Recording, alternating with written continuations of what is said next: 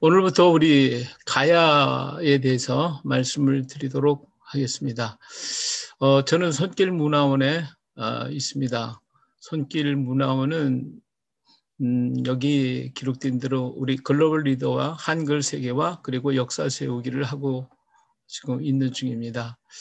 우리 손길문화원에서 그 손길이라는 것은 하나님의 손길이라는 뜻인데, 역사 속에서 일하시는 하나님의 손길을 찾아서 전하고 또 지금도 일하시는 하나님을 증거하는 일을 하고 있습니다.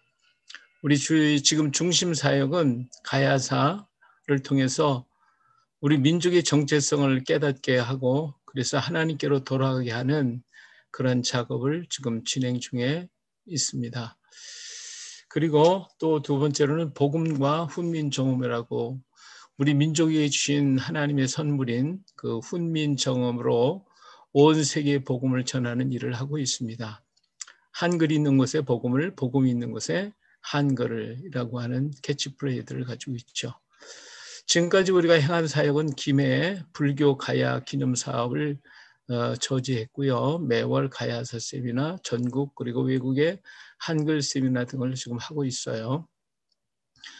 그리고 사도 도마의 그 성지순례를 우리가 향하고 있는데, 우리나라의 영주 지역, 울진 삼척 지역, 포항, 경주, 그리고 김해, 함안, 합천, 고령, 진주, 산청, 남해, 나주, 공주 이런 곳에 그런 유적지가 있습니다. 이런 것을 우리가 방문해서 같이 다니고 있습니다. 제가 쓴 책으로 쓰는 사도 도마와 아시아 교회라고 해서 2017년에 한 책이고요. 그리고 두 번째로는 복음과 훈민정음 2019년에 저술한 책이 되겠습니다. 그리고 실용 한글 2011년에 썼고요. 룻기가 2014년에 기록된 책이 되겠습니다. 우리 한글의 그 사도 도마에 대한 얘기로서 염동욱 목사님이 기록한 한국과 이스라엘 역사의 비밀을 이 책이 먼저 나온 책이고요. 그 다음 책이 그 새 예루살렘 이스라엘 왕국 신라와 가야라는 책을 두 권을 저술하셨는데, 여기에는 그 히브리어와 우리 언어와의 그 비교를 굉장히 하고 있어요. 그뿐만 아니라 문양 각 도자기라든지 또 모든 유물에 나타나 있는 그런 문양과 우리 가야 시대에 나타났던 그 문양들을 서로 비교를 해가지고, 그래서 우리 민족이 히브리 민족하고 같은 이런 동질이라고 하는 것을 얘기해주고 있는 책이 바로 이 책입니다. 그리고 사도 도마의 이야기라는 책은 정학봉 목사님이 쓰신 책인데, 우리나라에서 아마 책으로서 사도 도마에 대한 책으로서는 처음 나온 책이라고 말할 수가 있을 거예요. 근데 이분은 지금 소천하셨고 이 책은 지금 절품이 돼 있어서 구하기가 좀 어렵습니다. 그러면 본격적으로 말씀을 드립니다. 자, 도마와 가야가 소개가 됐는데 어떻게 해서 도마와 가야가 시작이 됐는가 하는 것입니다. 1987년 8월 달에 서울 관악고등학교 역사 선생님이시고 순복음교회에 다니시는 유식 집사님이 있었습니다.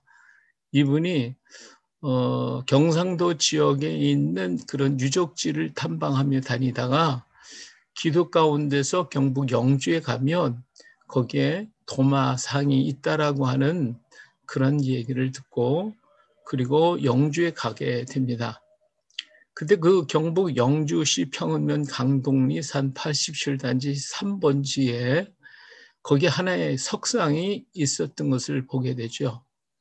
근데 그 석상은 다른 석상하고 다르게 가시덤불과 모든 엉겅퀴 같은 것이 가득 차 있는, 그래서 찾아보기가 힘들 정도로 그렇게 얽혀져 있는 그런 석상을 발견하고 그 석상을 자세히 살펴보게 됐어요.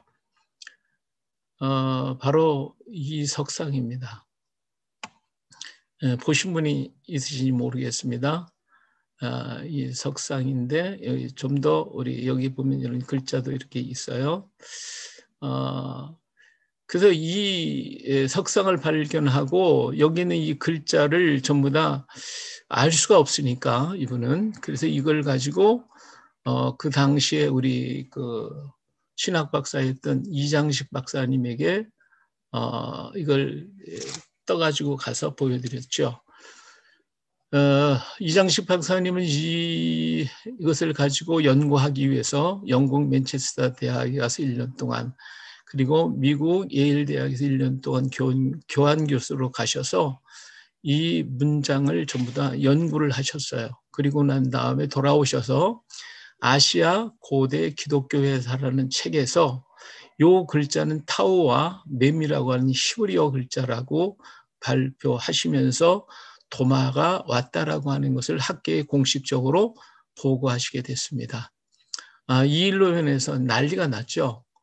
기독교계에서도 난리가 났을 뿐만 아니라 지금까지 석상 그러면 불교 석상으로만 알고 있지 여기 뭐 기독교적인 것이다라고 할 때는 뭐 전혀 누구도 생각 못했던 것이고 기독교계에서도 석상이 있다라고 한 것은 믿을 수도 없는 사실이었기 때문에 이장식 박사님 이것 때문에 굉장히 곤욕을 치르신 걸로 알고 있습니다. 예, 그래서 한때 예, 이렇게 발표하셨다가 잠잠하게 되어버리고 말았죠. 근데 이 석상에는 아주 특징이 있었어요. 전통적인 석상과는 아주 전혀 다른 그런 형태를 하고 있었고요. 그리고 우리나라에서는 그 석상이 발견됐다 하면 바로 거기에 많은 무속행위가 자행되는 것은 당연한 겁니다. 근데 이 석상은 그렇게 하질 않았거든요. 가시덤불 속에 묻혀버린 채 동네 가까운 지역에 있는데도 불구하고 아무도 여기에 대해서 관심을 갖거나 여기 제사를 지낸다거나 기도를 한다거나 한 것이 하나도 없었습니다.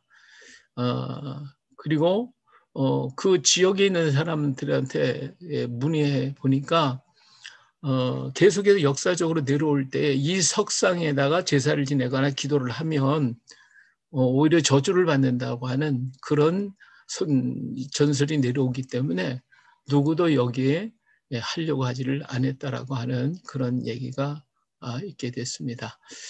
자, 그러면 이 석상에 대해서 한번 자세히 살펴보도록 하겠습니다.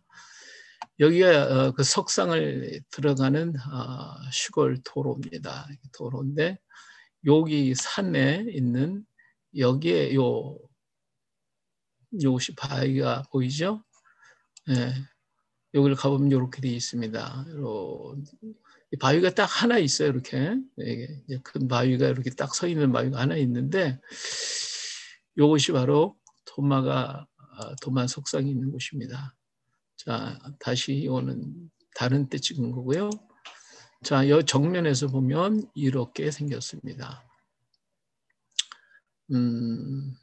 자, 좀 더 가까이 가서 보면 여기 이제 글자가 있죠. 예, 글자가 있고요. 여기 석상이 이렇게 있는데 머리가 없어요. 머리는 떨어져 있어요. 그리고 이 석상이 전신이 이렇게 돼 있고 요 옆에 글자가 새겨져 있었습니다. 한자로 글자가 새겨져 있어요. 자, 여기에는 이제 이런 입간판을 요즘에 와서 이걸 갖다 만들어 붙여놨는데 이 군에서 이걸 영주 강동리 마해보살 입상이라고 하는 이름으로 이렇게 붙여놨어요.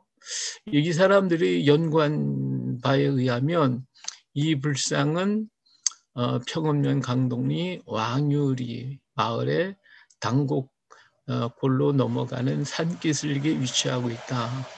양유마을은 고려말 홍건적의 난을 피해 안동으로 몽지를 가던 공민왕이 이곳에 잠시 머물렀다고 해서 붙여진 이름이 바로 왕유마을이라고 하는 것이죠. 그래서 고려 초에 유행하던 거성 마애불 계열의 불상으로 현재 전체 높이가 5.76m이다. 불상의 머리는 유실되었으나 목 부분에 턱의 일부가 남아있어 원래 옴체와 한 돌에 조각되었음을 알 수 있다. 바위면의 상태에 따라서 어깨와 가슴 부위는 고부조로 새기고 아래에는 선으로 조각하였다. 발 아래는 구름 문양과 세 겹의 연화좌가 조성되어 있으며 오른손에는 연꽃가지를 들고 있다. 또한 불상 좌우 부에는 4개의 감실형 조각이 있는데 이제까지는 다른 곳에서는 그 유래를 찾아볼 수 없는 희귀한 것이어서 매우 주목된다. 이렇게 구운에서는 얘기를 하고 있는 불상입니다. 근데 이제 여기에서 이것이 다 옳으냐면 그렇지 않은 부분들이 있어서 하나하나 우리 살펴보도록 하겠습니다. 자, 좀 더 이 석상을 가서 이렇게 보면 이 오른쪽에 이렇게 글자가 있는데 불교인들은 이걸 감실이라고 얘기를 합니다. 여기서 감실은 조그만 실을 만들고 부처를 여기다 이렇게 새겨놓는 것을 감실이라고 그러죠. 이것이 감실일 거다 이렇게 얘기를 하고 있습니다.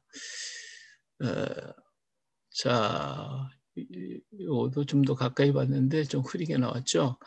근데 갈수록 이 자꾸 마모가 돼가지고 제대로 잘 안 보여요. 이건 좀 더 일찍이 촬영했던 것이기 때문에 좀 더 자세히 볼 수가 있죠. 자, 여기 보면 이 옷 자체가 그냥 무슨 일반 두루마기 같은 게 아니라 무늬 있는 걸 보니까 무슨 옷을 이렇게 입은 그냥 일반적인 옷하고 좀 다르죠. 이 손이 이렇게 안쪽과 이쪽은 좀 이렇게 반대로 포개져 있고요. 여기에는 지금 새 한 마리가 이렇게 있는데 여기에 새가 무엇을 지금 물고 있는 그런 장면을 여기서 볼 수가 있습니다. 그리고 이 옆에 글자들이 이렇게 새겨져 있죠. 자, 여기 글자를 보면 이렇게 4개 글자인데 불교인들이 이걸 감실이라고 그럽니다. 그러면 여기는 부처가 사람 모양이죠. 사람 모양이니까 요건 완성된 거고 요거는 조금 그 완성이 조금 덜 된 거고 요거 미완성된 작품이다. 이렇게 얘기를 해요. 불교계에서. 그런데 그것은 일종의 좀 억측이라고 할까요? 그렇게 말할 수가 있어요. 왜냐하면 이 돌을 새길 때에 왼쪽에서부터 오른쪽으로 새기지를 않습니다. 돌을 새길 때는 오른쪽에서 왼쪽으로 새기는 거예요.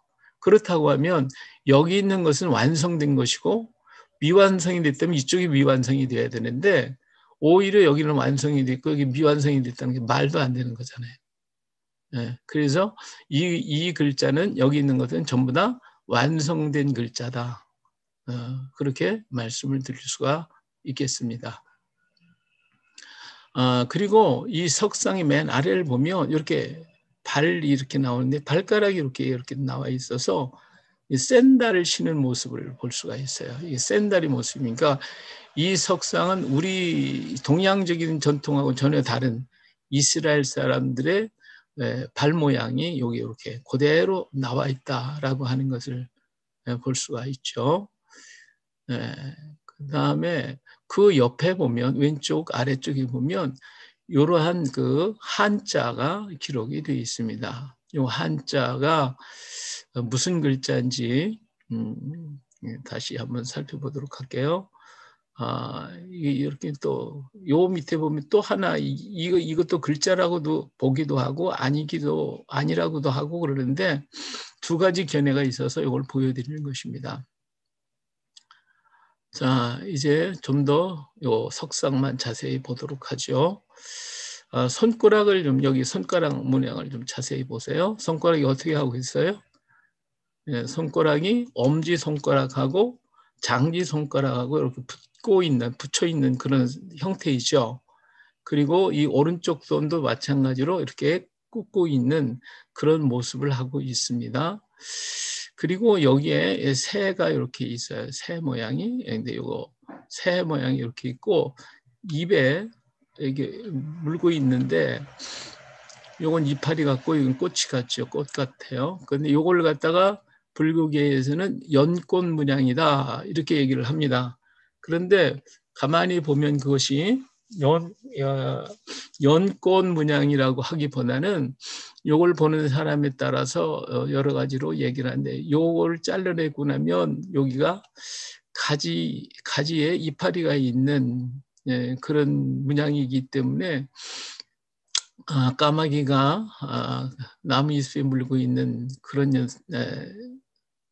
비둘기가 물고 있는 거 아니겠냐 하는 것과 요것은 꽃으로 보고 장미꽃 같다 이렇게 얘기를 하고 있습니다. 이렇게 하고 있고요. 여기는 목에는 이제 주름이 이렇게 있고요. 여기는 옷이 이렇게 주름져 있는 그런 도포 같은 옷을 입고 있어요. 그래서 우리나라의 무슨 두루마기 현상은 아니죠. 가운 같은 그런 현상을 하고 있습니다. 그리고 이 아래쪽에 옛날에는 어떻게 십자가형이 있었다고 그러는데 지금은 다 마모가 돼서 잘 모르겠고요. 자, 그래서 이런 석상을 보고 많은 사람들이 이런 얘기해요. 자, 석상이 그러면 도마라고 한다면 이 석상은 당시의 것인가? 아니면 후대에 이 석상이 만들어진 것이냐라고 하는 의문. 그리고 여기 있는 글자가 히브리어가 맞느냐? 그럼 히브리어라고 하면 어떤 글자냐라고 하는 거. 그리고 과연 이 상이 기독교와 관련이 있느냐? 왜 우리는 우상 만들지 말라고 했는데 왜 이런 석상이 만들어져 있느냐? 그래서 기독교와 과연 관련이 있느냐라고 하는 것이고요. 그리고 또 왜 이 석상이 여기 와 있을까? 무엇 때문에 이 골짜기 여기까지 와서 세워져 있느냐라고 하는 것이고요. 어떻게 도마가 그러면 왔다 오면 어떻게 여기까지 왔느냐? 그리고 왜 여기다 세웠느냐라고 하는 의문들입니다. 그리고 도마라면 그는 과연 어떤 도마를 말하는 거야? 누구냐? 라고 하는 여러 가지 의문들을 지금 얘기해 주고 있습니다.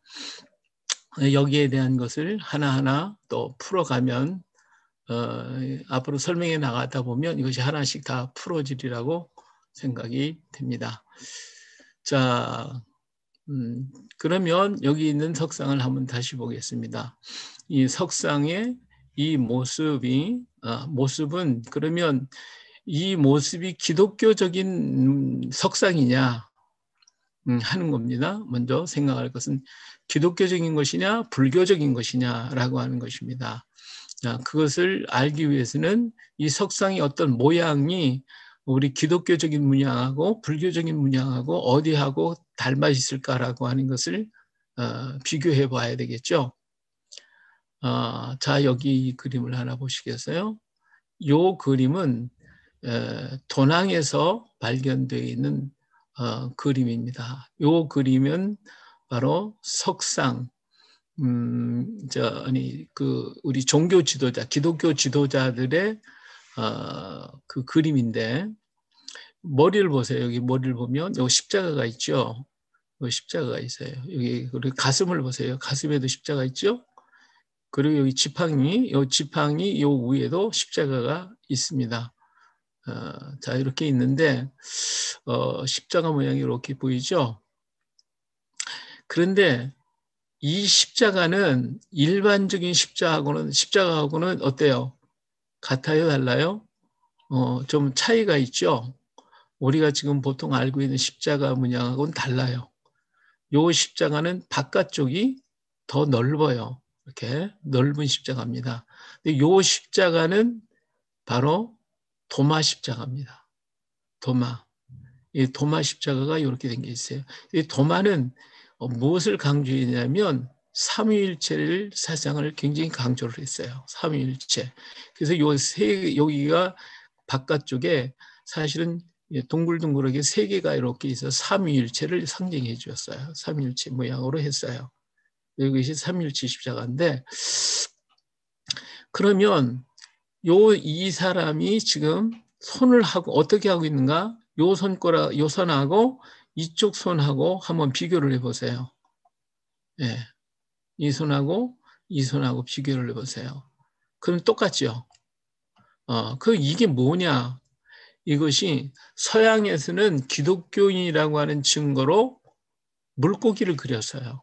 물고기 문양을 그려놔서 그걸 보면 아, 저분이 기독교인이었구나 해서 그분과 교제를 하게 됐는데, 동양에서는 삼위일체 하나님을 나타내기 위해서 손가락을 이렇게 하고 있는 겁니다.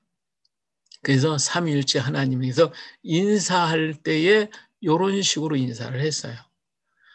물론 지금 불상을 가서 보면 이렇게 하고 있는 불상들이 굉장히 많이 있어요.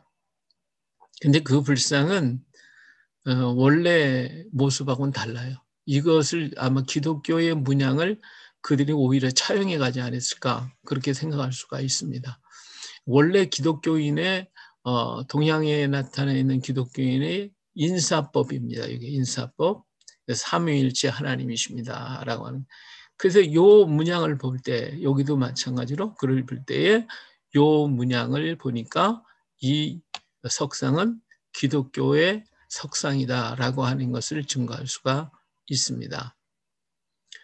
예, 그리고 여기는 새가 이렇게 꽃을 물고 있는데, 이게 연꽃이라고 그러면 연꽃 문양이 아니거든요. 그래서 이걸 장미 문양이라고 그러는데, 기독교인들의 그 상에는 장미를 들고 있는 경우가 많아요. 장미 문양이고 새가 장미를 들고 있다. 아니면 그냥 우리 비둘기가 감람나무 잎새를 물고 온 그런 모습과 같다. 이렇게 우리가 볼 수가 있겠습니다. 그래서 이 석상은 보니까 이런 것에 의해서 기독교적인 문양인 것을 알 수가 있습니다. 자, 그 다음에 여기는 글자입니다. 요 글자가 그러면 무슨 글자일까? 히브리어에 요 글자는, 요 글자가 타우자고 요것이 맴자입니다. 예, 맴자. 그리고 요거는 기도하는 손이라고 얘기를 하고 있어요. 근데 요것이 약간은 좀 기도하는 손일까 아니면 다른 의미 있을까라고 하는 것은 아직 풀어지지 않고 있는 것입니다. 그리고 앉아있는 사람이니까 요걸 그대로 해석하면 도마는 기도하는 사람이다, 이렇게 얘기를 할 수가 있습니다. 근데 여기서 이제 글자의 문양이 이제 문제가 되게 있어요. 하나는 뭐냐면 요 글자가 왜 타우냐는 것이죠. 이 글자가 왜 타우냐. 히브리어에 보면 이 글자의 이런 형태의 글자는 헤트, 해나 헤트 글자가 아니냐. 그렇다면 이건 맴자는 확실히 맴자가 맞는데 이건 헤트나 해가 아니겠냐라고 하는 얘기입니다. 그렇다고 하면 이것이 타우가 아닌데 왜 그렇게 말하냐 그런 거죠. 근데 여기에서 우리가 고대 히브리어에서는 이 타우자가 여기에서 끄트머리가, 여기 꼬리가 이렇게 나와야 되는데 꼬리가 없고 그 대신 이 안에가 이렇게 둥근 원형을 가지고 있어요. 여기 타우나 해자는 여기 직각을 이루어야 돼요. 직각을 이루어줘야 되는데 이거 직각이 아니라 원형을 통해서 나타나서 이건 타우의 옛 글자의 형태라고 얘기하는 겁니다. 그래서 이것은 타우가 되고 맴이 되기 때문에 이건 도마가 되는 거예요. 도마, 톰이라고 하는 말도 되고 도마라고 하는 것이, 도마는 기도하는 사람이다. 이렇게 보고 있습니다. 예, 물론 뭐 더 좋은 해석이 나오신다면 또 해석을 다르게 할 수가 있겠죠. 예. 자, 그 다음에 여기 왼쪽 석상으로 바라보면 오른쪽 아래고 우리가 쳐다보면 왼쪽입니다. 왼쪽 발 있는 쪽에 이렇게 한자가 기록이 되어 있어요. 한문이, 이 한문이 기록이 되어 있는데 이 한문 글자가 과연 어느 시대의 글자냐, 이 글자는 어떤 글자냐라고 하는 겁니다. 이 글자에 대한 두 가지 견해가 있습니다. 하나는 이게 지자고 전자고 행자다. 지전행이라 라고 말씀하시는 분이 있고요. 그 다음에 이걸 한 글자로 봐서 이건 전행. 그리고 요 밑에 아까 잘 안 보였습니다만은 일자가 있는 것 아니냐. 그래서 전행일이라 이렇게 읽기도 해요. 자, 그러면 요거 이제 탁본한 것이고 요 옆에 있는 글자는 조금 다르죠. 예, 다른데 요 글자는 이 조국현 박사님이 쓴 글자입니다. 지금 대구에 있는 도마박물관 운영하시는 목사님이시고 굉장히 붓글씨에 대해서는 굉장히 조예가 깊으신 분이십니다. 그래서 이분이 이제 이걸 전부 다 연구를 했는데 이것이 전자다, 지자다. 그리고 이건 전행일. 그래서 땅 끝까지 복음을 전하고 다니는 사람이다. 전지전행이라고 하는 그렇게 해석을 했습니다. 그리고 이 글자는 어떤 분들은 그래, 이 글자가 후대 글자다. 그러니까 도마 시대의 글자가 아니고 후대에 새로 만들어진 글자다. 해서 여기에 대해서 의의를 제기를 합니다. 그런데 이 글자체는 한나라 시대의 글씨체다라고 조 박사님은 얘기를 하죠. 한나라는 중국의 한나라가 BC 202년에서 AD 220년까지 존재했던 나라가 이 한나라입니다. 과연 이 글자가 맞느냐, 한나라 시대 것이 맞냐, 아니면 후대에 기록된 것이냐라고 하는 것은 여기에서 우리가 다시 한번 볼 수 있습니다. 이것이 서도대 자전이라고 해서 상하권으로 되어 있는 책입니다. 이 책이 여기 보면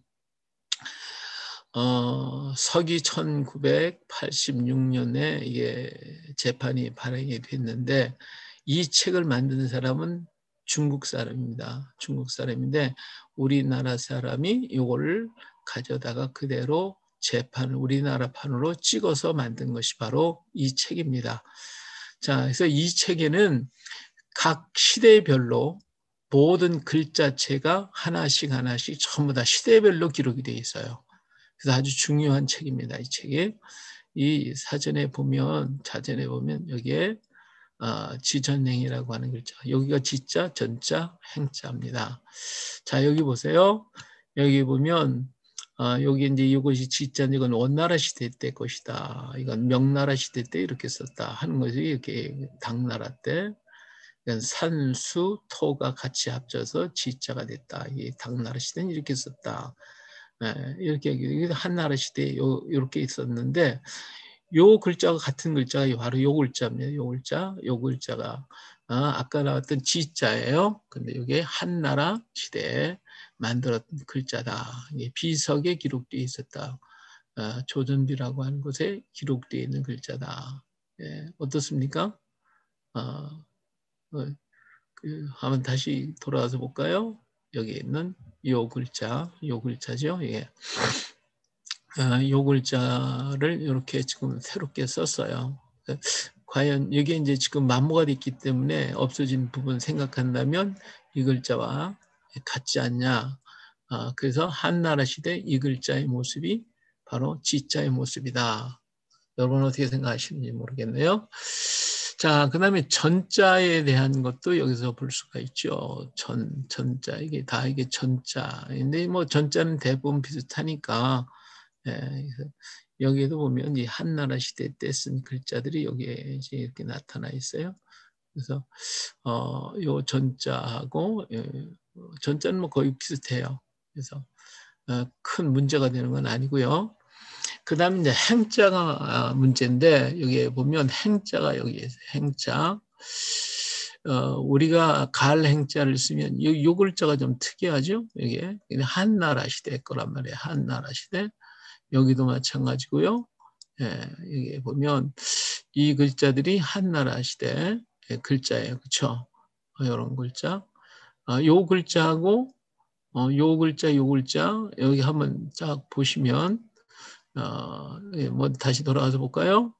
자, 요 글자, 요것이 이렇게 여기 이게 삐뚤어졌어요, 그렇죠? 요 글자가 이렇게 삐뚤어졌는데 이제 이 조 박사한테 물어봤어요. 이게 왜 이렇게 삐뚤어졌냐? 그랬더니 이 글씨를 쓸 때에 비단에다가 이렇게 붓글씨를 씁니다. 이게 쓰는데 이 비단에 쓴 걸 갖다가 이게 벽에다 붙여놓고 이렇게 쓰다 보면 이게 미끄러진대요. 지금 미끄러져서 요 글자가 옆으로 이렇게 삐쳐나간 것이다. 이게 갈 행자가 맞고 이것이 한나라 시대 글자하고 같다. 그래서 요 글자하고 같잖아요. 요 글자. 요 글자. 이게 한나라 시대 글자잖아요. 그렇죠? 예. 그렇기 때문에 여기 지자 요 글자 하고 예, 전자 이 한나라 시대 글자 이 전자가 있어요. 요런 글자들하고 그 다음에 행자 여기는 요런 글자들을 보니까 이 글자는 한나라 시대의 글자다 이렇게 얘기하고 있습니다. 자, 오늘은 여기까지 말씀을 드리도록 하죠.